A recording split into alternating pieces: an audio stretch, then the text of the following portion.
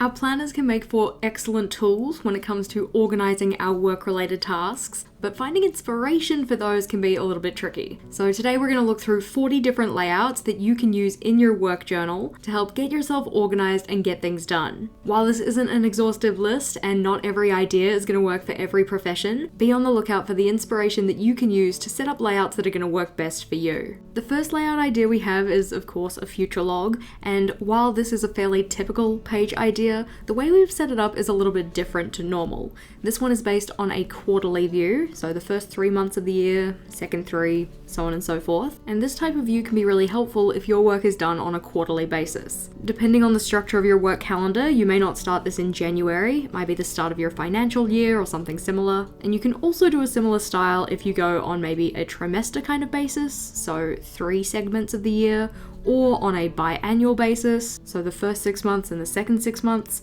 just by rearranging where you put elements on the page. We do of course have a full separate video on different styles of future log that you can use to set up one that's going to work best for you.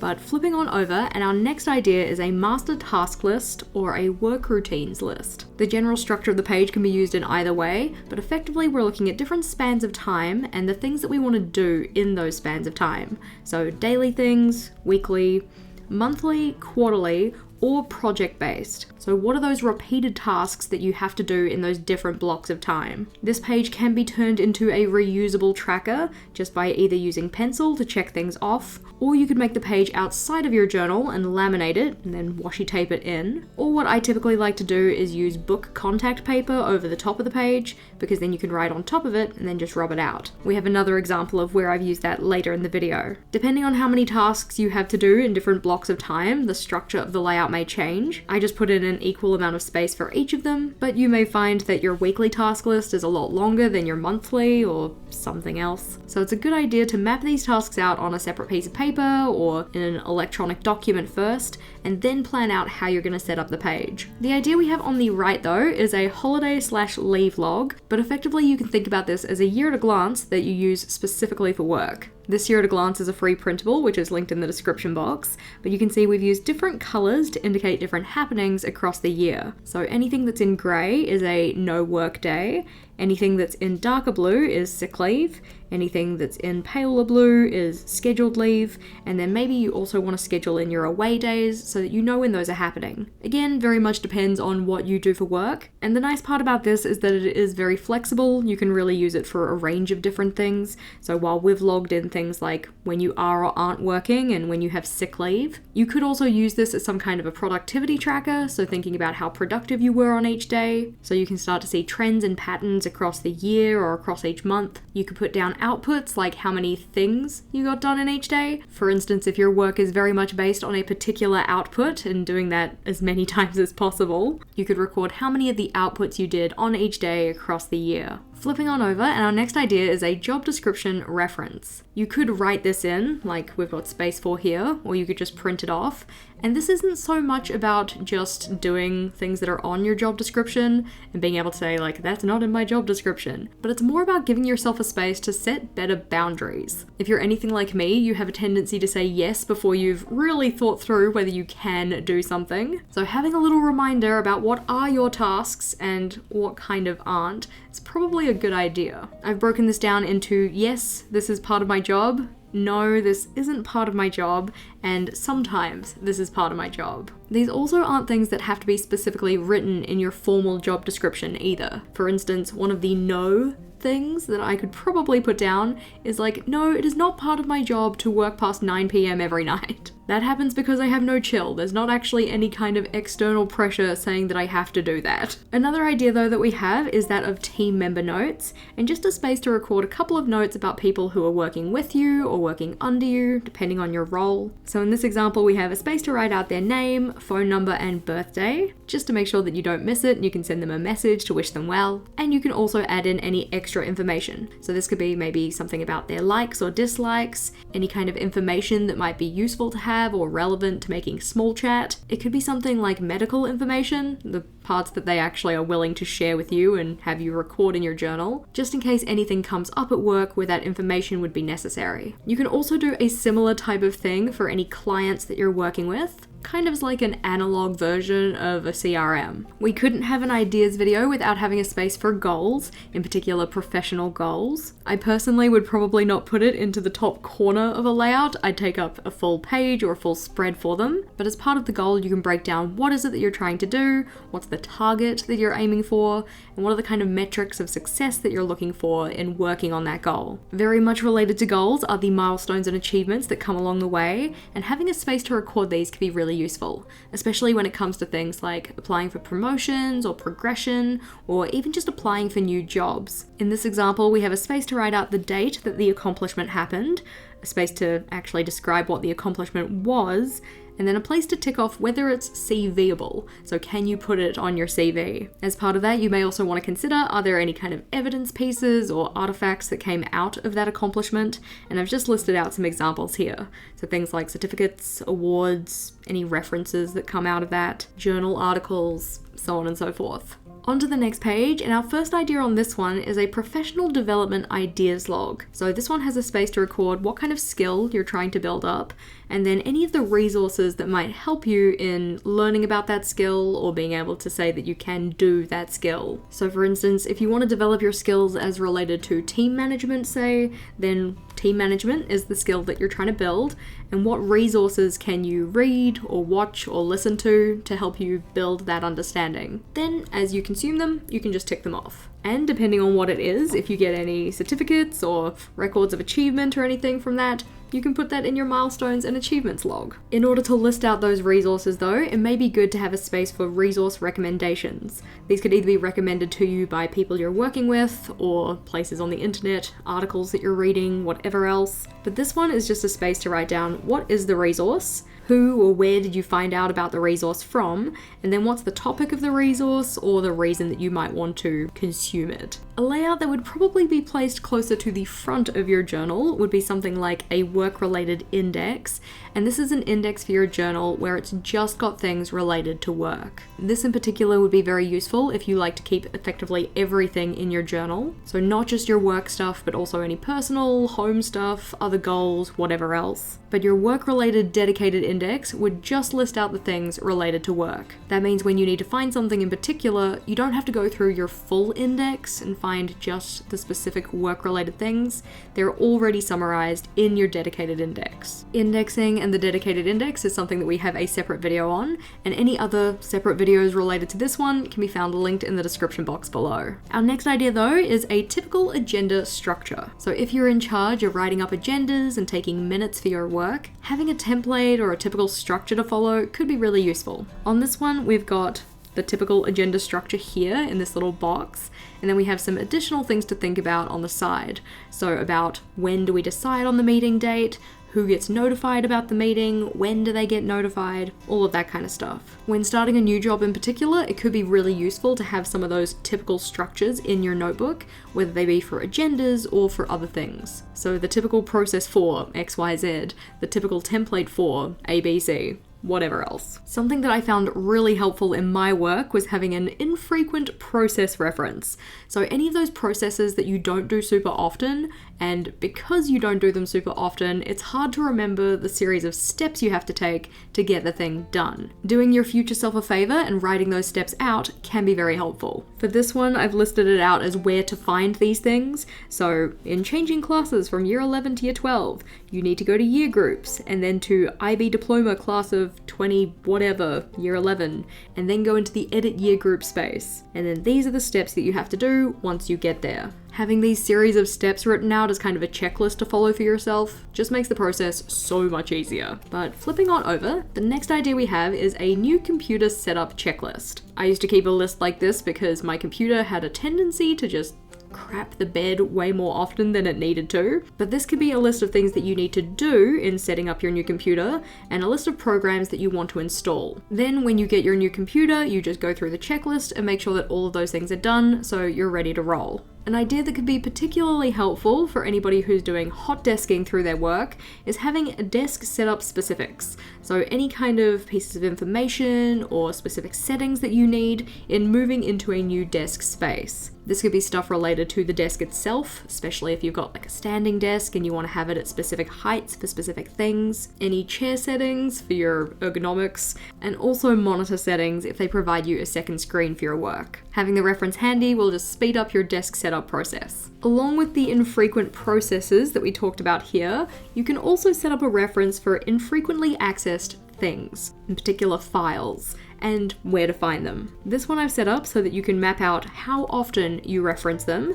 So A for as needed, Y for yearly, Q for quarterly, and M for monthly. And then after this, we specify what is the file and where do we find it. So for instance, the party planning checklist is found in the root folder, and then in templates, in events, and in party. If your computer's search function isn't super slow, then you could just give yourself the file name and the top folder and then search it. But if your computer is maybe a little bit older and a little bit sluggish, it's sometimes easier to just jump in through the folders yourself. A layout that I've been finding super helpful recently is that of a trigger list, and you can write one for work as well. The idea for this one comes from David Allen's book, How to Get Things Done, or Getting Things Done, depending on which edition you have. But it's effectively a list of prompts that you can use to trigger ideas for your brain dumping process. When it comes to writing out your brain dump or your list of tasks to do, you just scan down the list and it helps you think of things that might be worthwhile to add to that brain dump. It just helps you do a more thorough job in your brain dumping, really getting all of those thoughts out onto paper. If you don't like the word trigger for trigger list, you could just call it a prompt list. So maybe brain dump prompts. Or if you don't like the term brain dump, you could use mind unwind, so it'd be mind unwind prompts. The next idea we have is quite general, and because it really depends on what type of work you're doing and what type of references would really be useful, but having references in your journal in general can be really helpful. I've got a couple of different examples here, so you could have contact references, useful websites, any important documents, and where to find them, password hints possibly, in particular for any shared accounts where you don't necessarily control the password, acronyms that are specific to your work and what they mean, and when is appropriate to use them, templates and frameworks, policies and guidelines, so on and so forth. One type of reference that can be quite useful is that of repeated workflows, or effectively a series of steps that you take every time you do a particular thing. So maybe it's every time you work on a particular type of project. For me, it'd be every time I work on making a video for YouTube. The way this looks very much depends on the process or workflow or project that you're working on, but this is just a little example showing how one step leads to the next, leads to the next. A type of work layout that can be very useful is that of a Kanban board, and this works quite well with the workflow idea because it's based on the idea of one thing leading to the next, so on and so forth. This one is a reusable page, so you'd write down your projects on sticky notes, or tasks or to-dos, and then as they graduate from one, they can then move to the next, move to the next, move to the next, so on and so forth. The layout of this one is in two halves to show you two different ideas for how you could set up a Kanban board. So this one specifies the different steps that you would take in working on each project. So on these little sticky notes, you'd write in the project title, and then as each step is done, you just move the sticky note down towards the done section. This one, on the other hand, is task-based rather than project-based. It's going to end up with a lot more sticky notes, but up the top you have all of the things that you need to do. Then as you start doing them, you can put them into this middle section of doing, and then once they're finished, they move into the done section. So similar ideas for both of them, just depends on how you want to use your Kanban board. Like all of the ideas in this video, your Kanban board does not have to be limited to just one half of one page. You could take up a full spread, or even rotate your journal and work this way instead of that way. Really depends on the size of the sticky notes you're using and the number of steps you want to have. The next idea we have though is a prioritization matrix. This one was sent to me over on Instagram by Maya Kara when I put out a request to the secret team for work-related layouts. Because I'm a content creator and previously a teacher, I only have limited experience in what kind of layouts could be useful for work, so very big thank yous to everybody from the secret team who gave me some ideas. This one is based on having 10 different tasks that you're working on though, and they're each given the letter A through J. Depending on how you set up the layout, you could just write this beside each of the letters going down this little staircase, but I just put it in the side here. And then each of the tasks go head to head to figure out which one is going to be the most important. For instance, let's just say that A and B go head to head, but B is more important. So we just write B in the box here. Then if we compare task A with task C, maybe task A is more important. So we put an A in the box here. Effectively, for however many tasks you've listed out, you then just do that head to head and write it in the boxes. Let's just say we have 4 tasks of A to D. So A versus D, let's say that D is more important. B versus C, let's say that B is more important. B versus D, maybe B is more important still. And C versus D, maybe D is more important. Once you've figured out how they rank against each other this way though, you then just have to go and add up how many instances you have of each letter. So we have 1 of A, we have 3 for B, we have none for C, and D has shown up twice. This shows us that B was the most important of those tasks, so it's going to be the thing that we do first. D was the second most important, having come up twice. That'll be our second task. A was the third most important, as it only showed up once. And then C didn't show up at all, so that one's going to be the thing we do last. By using pencil, it means that we can reuse this page again, or we could stick book contact paper over it so that we can use pen over the top of it, just by using a dry erase marker or something similar. I find it a lot easier to pit 2 tasks against each other, rather than thinking, of a list of 10, which one should I start with? So something like this can be really useful if you find that kind of prioritization difficult too. Flipping over though, and we have the reusable layout I was talking about, and this one is a flexible weekly schedule. You can see that kind of shiny finish from the book contact paper, and that's so that you can write over the top of this, either with a dry erase marker, or actually even a Sharpie or a permanent marker. The way this one is flexible though, is that you can change things up depending on when things are happening in any given week. The stuff that's below the contact paper, the stuff that we drew onto the page before putting the contact paper down though, those are the things that happen at the same time every week. You don't want to have to go put them in again and again. So for instance, maybe you have a morning briefing that happens on Mondays, Tuesdays, and Thursdays. Maybe your lunch break is at 12:30 most days except for Tuesday. And maybe these 2 are regular meetings. In terms of the reusability, you can either put things on post-its, so that then you can just move them around depending on when they're happening in the week. For instance, maybe this is a particular meeting that goes for 45 minutes, which isn't necessarily at the same time every week. By having it on a post-it note, we can just move it around. Similar idea with washi tape. You can just pull this little piece of tape up and then stick it somewhere else, depending on when it's happening. Maybe it's happening here this week, whereas on a previous week, maybe it happened on a Wednesday or a Monday, whatever else. As said though, you can also use a permanent marker over this one. So maybe on this day, you've got some kind of meeting that's happening between 10 and 11. You'd probably use a thinner tipped permanent marker, but hopefully you can kind of see what we're getting at here. And maybe on the Tuesday, you've got a little half-hour block here where something is happening, and you can write in whatever those things are. Even though this is a permanent marker, it does not seep through to the other side because it's written on top of that contact paper. If we try and take the permanent marker onto the journal paper itself though, it would certainly bleed through. At the end of the week though, we can then just take a tissue and wipe off that stuff, so that we can then go and fill in the stuff that's happening the next week. Our next idea though is that of a work reset routine.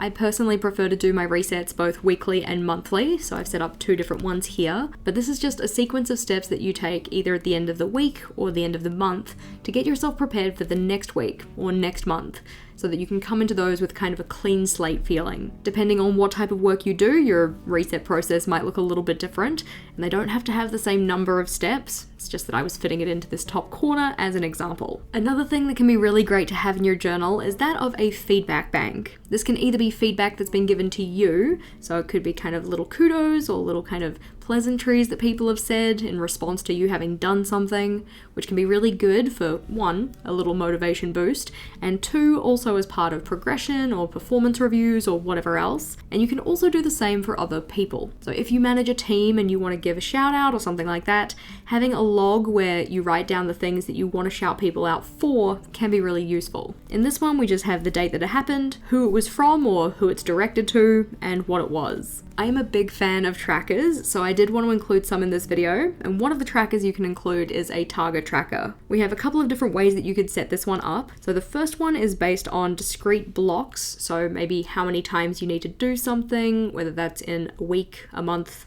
a day, I suppose. So for instance, let's just say that your target for the month is 10 outputs. You can just color in when you do each one of those outputs.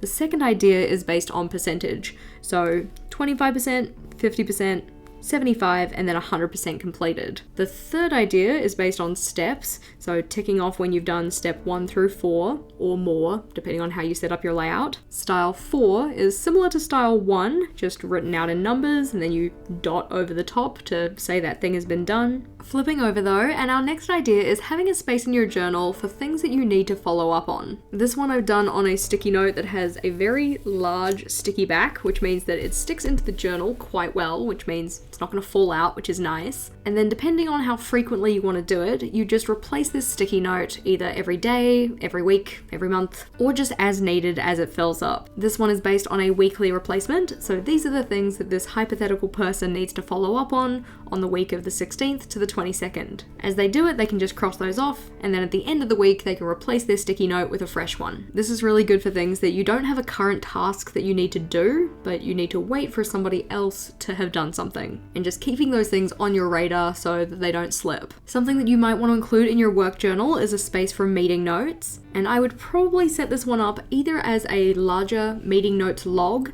so maybe several pages back to back where I can take down notes from meetings and just follow on one after the other, or set up a separate page for each of your meetings and the notes that you're taking from them. Really depends on how many meetings you have and how many notes you need to take. The structure of this one is going to be dependent on the structure of your meetings, but I've got a space for the date, any discussion points, who was there, the notes that I took down, and any actions that are going to be taken as a result of the meeting. This next page here is related to money. Our first idea being expense tracking, in particular for when you need to get reimbursed by your work, or maybe you're a small business and you need to claim it back on your tax or whatever else. On this one, we have a space to check off whether the thing has been claimed.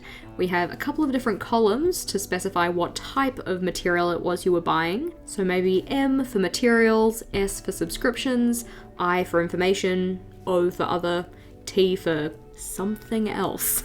A place to write down what the item or expense was for, and then a place to list out the cost.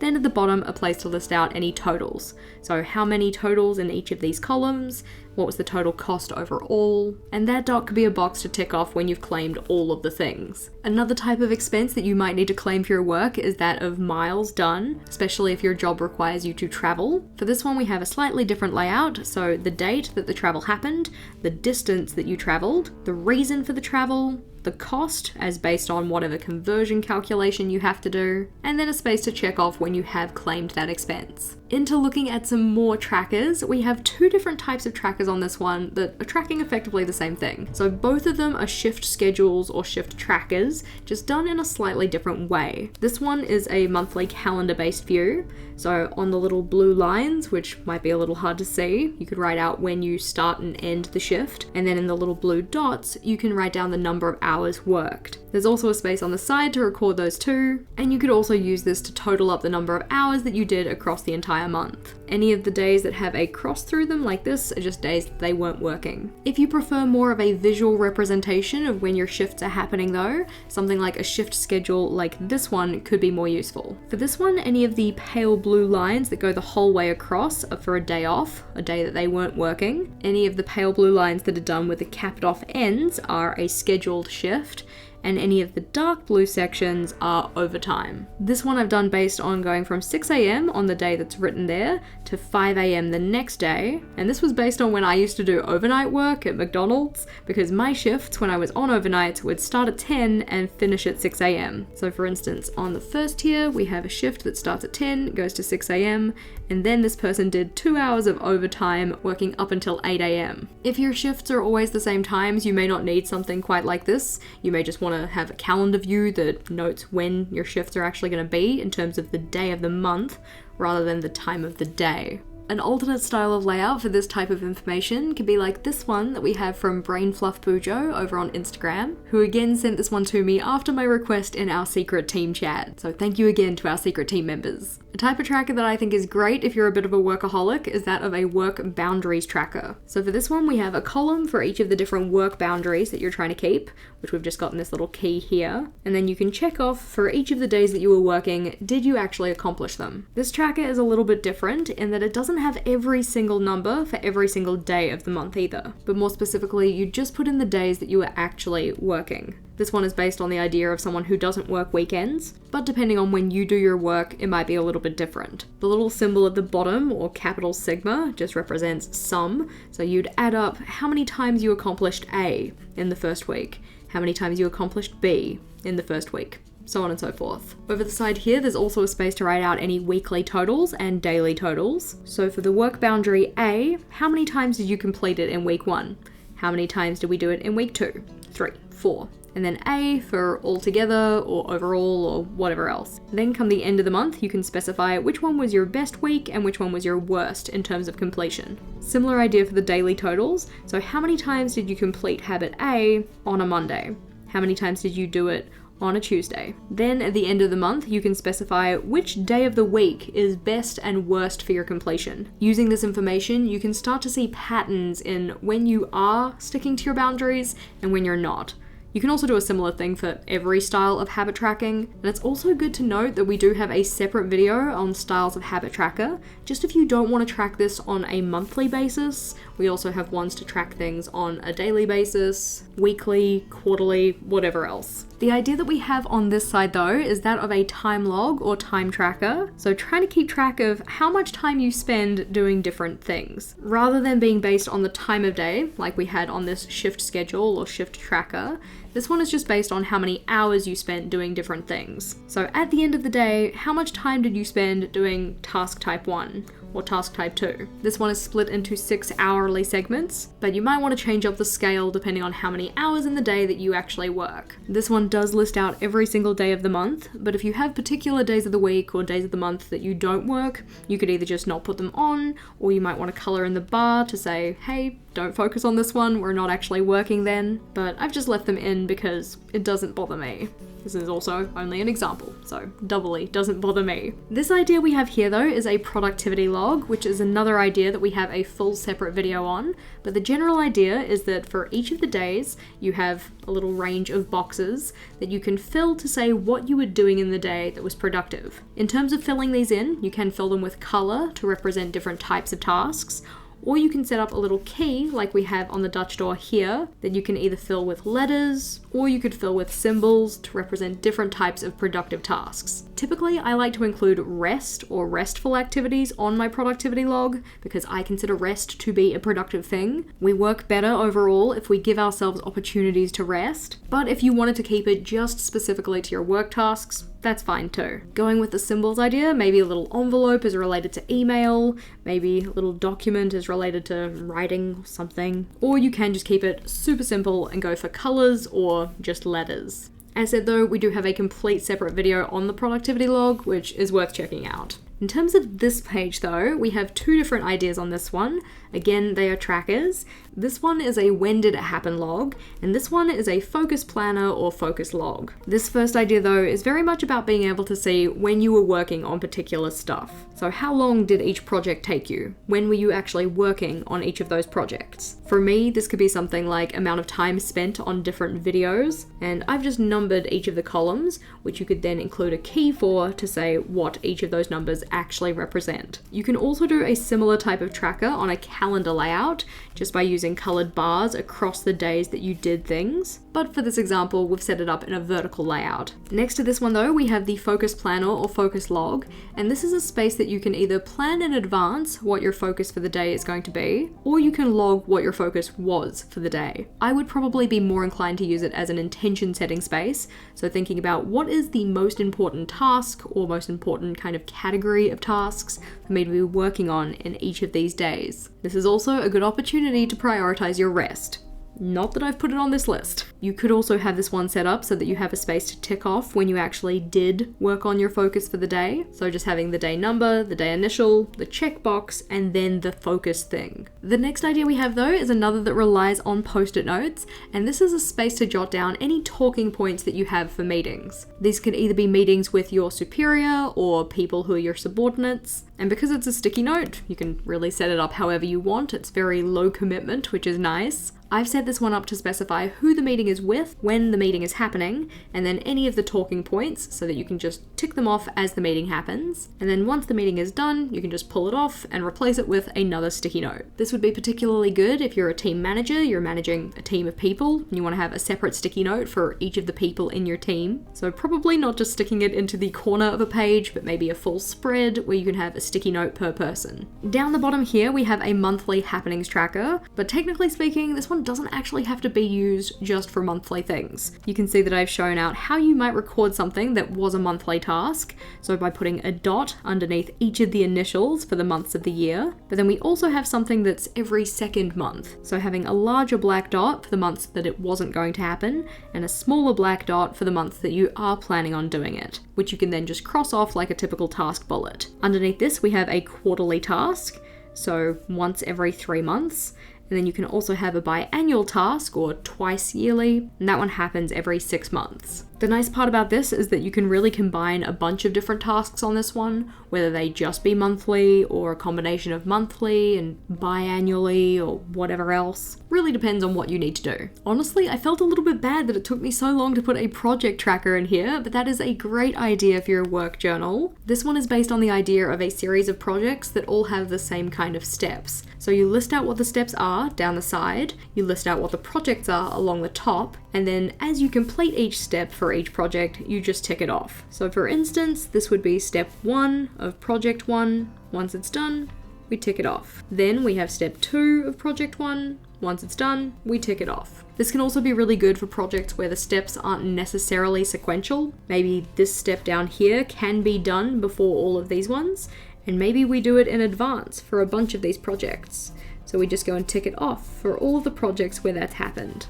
This gives us a really nice broad overview of the status of each of these projects, what has been done for them, and what's yet to be done. This is a style that I very much like to use for myself because it's really good for any type of project work where each of the individual projects has the same steps, just done again and again. Our next idea though is a typical monthly schedule, and I've broken this one down into weeks. So these are the tasks, these are the weeks that they need to happen on, and this question mark down the bottom is just tasks that need to be happening at some point in the month, but not necessarily on a specific week. You can also take it a step further and map out which day of the week in each of those weeks those things are going to happen, just as a way to kind of safeguard yourself against piling too much onto your plate in a particular week on a particular day. So for instance, there are 4 tasks that need to be done in this second week. We don't want to put all of them on a Friday, say. So 2 of them are happening on a Tuesday, 2 of them are happening on a Friday. This wouldn't necessarily map out all of your work that you have to do in any given month. It's just the types of things that you do typically in a month. So in a typical month for this hypothetical person, in the first week they do payroll. And in the first week they also do a review of last month's outputs. This kind of just allows you to space out your work a little better, make sure that you're hitting all of those monthly commitments, but not piling them all into the same part of the month and getting yourself overwhelmed at a particular point in the month every single month. The idea we have down the bottom though is for a project overview. So this is just a space to kind of map out the steps that you might need to take for a project, who's working on it with you, what's the ideal outcome or target, and any other information that you might need for the project. It's effectively like a project at a glance page. So you can come back to that space and see what have you done, what still needs to happen, and keep the end in mind with that target. This certainly was not an exhaustive list of work-related layouts, so if you'd like to see a follow-up video, make sure to like this one to cast your vote. I'd love to hear about any types of layouts that you'd like to see in that follow-up video. And to check out more productivity-related layouts, then the playlist we have on screen here is where it's at. Click or tap on that one, and I'll see you over there.